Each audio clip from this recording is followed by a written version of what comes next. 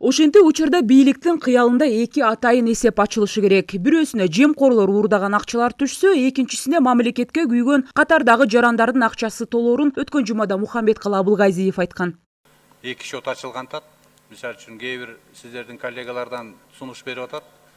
Өз каалоосу менен ушул мамлекетке жардам беребиз дегендер да бар. Ошого өзүнчө шот ачып берсеңер деп, аны биз ачып атабыз. Экинчиси жанагы коррупциялык механизмдер менен өндүргөн. Ал жерде мүлкү болушу мүмкүн, каражаты болушу мүмкүн. Элден үмүт кылган өкмөт башчынын бул сөзү учурда коомчулуктун талкуусунда. Мухамбеткалы мырзанын үмүтү акталып, эгер каражат чогулуп кала турган болсо, эмнеге жумшалаарына азырынча планы жок окшойт. Бирок премьер-министр өзү эл каражат топтоп берет дегенге канчалык ишенет болду экен деген суроо жаралат. Антпесе социалдык тармактар деле эмес, көчөдөгү элге суроо салсаң деле өкмөттүн бул кадамын чекиликтешүүдө. Эми бул күлкүлүү нерсе да. Буну түшүнгөн киши күлөт. Биринчи эл башташтын кереги жок. Биринчи ошол элди жеген коррупционерлер баштап төгүп берсин. Бети жок, акмак болду да биздин өкмөткө, бийликтегилер. Ушу эл өзүн өзү багып атса дагы, ошого ыраазы болбой дагы шөт ачып алып туруп, ушуну төлөйлү деп атат да. Андай болбойт да. Бул деген мындай маразм да.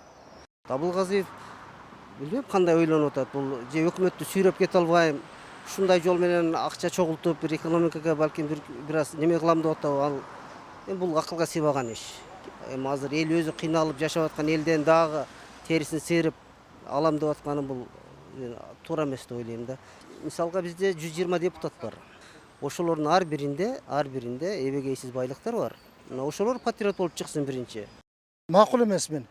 Себеп дегенде мен өзүмдүн пенсия алсам, анан ошо пенсиямды тиги банкага төлөп койуп анан жарандарга жардам берет экенмин да. Азыр буларды наоборот, буларды кыскартыш керек. Минсолкос деген эмне? Минсолкос деген айылга барып иштеп атабы? Иштешкен жок. Айылдагылар өздөрүнүн мээнети менен иштеп атат. Жеп эле атышат.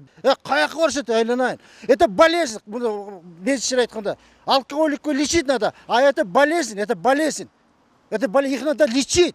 Премьер-министр мындай демилгени депутаттар сунуштап жатат дегенден улам эл өкүлдөрү өздөрүнөн баштайт бекен деп кызыгып көрдүк. Айрымдары элге ансыз деле шайлоо маалында жардам берип жатканын мисал келтирип жооп кайтарышты. Анын көпчүлүгү ошол шот аркылуу болбосо дагы жеке биздин өзүбүздүн ошол демилгебиз менен жасалып жүргөн нерселер бар да. Бул жерде спорт залдар, анан кийин баягы мектептер, балдар бакчасы, жол, көпүрө деген. А бирок айрым эл өкүлдөрү патриот жарандарыбыз бар экенин айтып, өкмөттүн эсебине акча түшөт деп үмүттөрү дагы бар. Мен ойлойм чогулат го депчи. Кимдер салышы? Эл өзүнүн мекени, мамлекет үчүн күйгөн жарандар салат. Мындай карапайым эл ансызда өз жанын өзү багып, тийиштүү салыктарды төлөп келип жатканын айтып, өкмөттүн демилгесинен күмөн санашат. 90% чиновниктер бар бүгүн бай болгонуна караштуу элде мындай аллергия десем, может туура келбей калышы мүмкүн. Бир топ терс мындай көз караштар бар.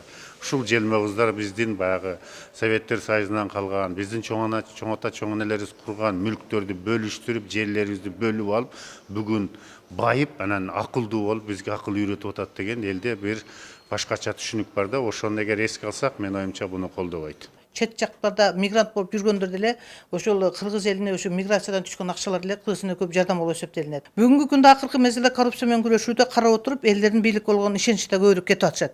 Себеби дегенде кандай иш козголуп, кандай эме болсо деле ошо кызмат ордунда отурган адамдар болуп атат. Анан ошондо элдин деле ою ар кандай кетет, алар отуруп жей берсе, анан биз төлөй беребизби дегенчи.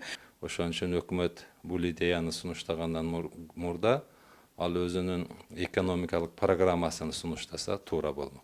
Бирок Кыргызстандын тышкы карызын бай чиновниктер акча чогултуп төлөп коюшсун деген пикирлер арбын. Айрыкча алардын тепкен бир эле автоунаасы. Жашаган үйлөрүн көргөндө мындай сындар огу бетер күчөйт. Ал эмес, депутат Камчыбек Жолдошбаев дагы кесиптештерине кайрылып, капчыктуулар өзүрө акча чогултуп, ошол эле Бишкек жылуулук электр борборуна кеткен Кытай насыясынан кутула берүүнү сунуш кылган. Благотворительный кылабы, жана байларбы ушулар акырын билгизбей, өзүңүз акча топтоп, Кытайдан кутулалы. Бирок эмнегедир 120 депутаттын бирөөсү да Камчыбек мырзаны мындай сунушуна үн каткан жок. Мурдараак президент Сооронбай Жээнбеков жемкорлордон түшкөн каражат атайын эсепке толоорун өткөн айда эле айткан. Ал акча кантип тыкыр көзөмөлдөнөт, качан ачылат, чуу дегенде эле кайсыл чиновниктин акчалары салынат деген өңдүү суроолорго коомчулук алигиче жооп ала элек. Айгерим Жаныкул, Чыңгыз Айбашев, 7 канал, Бишкек.